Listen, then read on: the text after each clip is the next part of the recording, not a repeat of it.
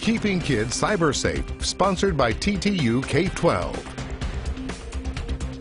Welcome back. It's the holiday season, and you know, one of the biggest gifts that kids are looking for are those technologies, the cell phones, the tablets, the Xboxes. I mean, you name it, if it goes on a screen, kids really want it. And so to talk to us a little bit about what you should be aware of and the precautions you should be taking if you're giving that gift is Michael Strong with Blue Layer IT. Michael, thanks for being here with us today. Of course, thanks for having me. So, I mean, like we mentioned, kids always wanting it. I mean, I have an 8-year-old, and he's already saying, Dad, I really want an iPhone, I want a tablet for Christmas. And you know, as much as I want to give them those things, there are certainly some precautions I should be taking beforehand, right? Of course, yeah. I'm in the same boat as well. I have twins and then a younger daughter, and so they all have their devices also. And for parents, it's a matter of setting up the controls that the devices offer. And you know, what I want people to understand is that there's not just a one checkbox or one thing that you can push on these, you know, iPhones or iPads or even the Xbox that's going to enable all the protection that you might want to offer your children. There's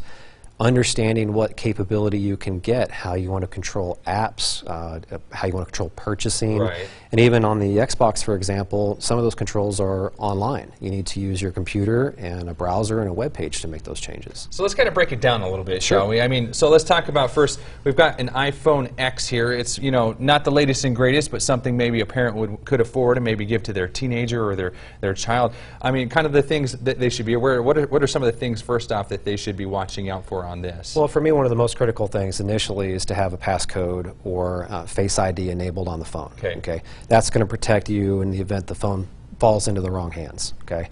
But for a parent then managing a device for a kid, Apple specifically on all these devices offers family options to help a parent manage what apps a child can use, how often and frequently they can use those apps, even set time restrictions, for example, if they're game related. Right. You know, can't spend 6 hours a day playing games on the phone. You can control those time limits. Gotcha. And, you know, one of the big things I mentioned to you before, and my wife brought up, is that, you know, we have this iPhone X, and it has the face recognition. What's to stop my kid, you know, when he should be sleeping, from coming in, holding my phone up to my face, and unlocking it? Yeah, so fortunately on the iPhones with Face ID, there's an enhanced portion of that ensures that your eyes are open, that you're paying attention and aware to the phone that it's trying to unlock you. So unless you have an evil twin, your phone's probably going to be safe if you have those features turned on. Okay, very good. And so that kind of applies across the board. I mean, we've got even a Kindle Fire here that's like a children's edition.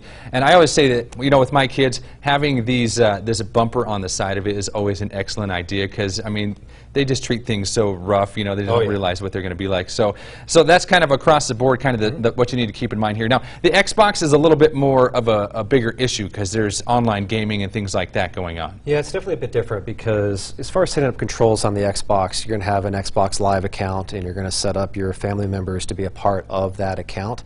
And you can control how they can invite friends to play games with them online, or how other people could invite your children to play games with them. So you never know really who are they playing these games with. And you know, my oldest son is 7 years old, and he could be playing Fortnite, which is of course very popular. Right. And the other people in the game that he's playing against could be 20, 30, 40 years old. And those situations get compounded, especially when you introduce TeamSpeak and headphones and microphones, and just the ability that they can communicate with one another through the games. So in telling parents that there's no magic sauce to just clicking one button and having all that work, you know, we have our Xbox in the living room.